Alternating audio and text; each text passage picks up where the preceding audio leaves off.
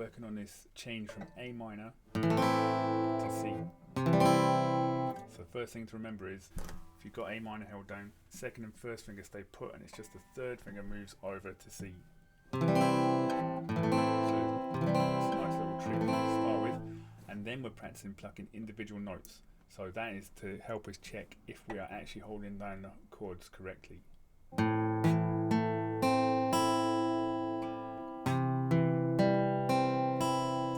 Remember, we don't have to play the lower E string. Don't play that one for these two chords. Watching out we don't get this kind of sound. And what was happening is sometimes your fingers are curling over and blocking the string after them. Do you see what I mean? So you'll get right up in your fingertips. It's very hard to do when you're holding down multiple fingers.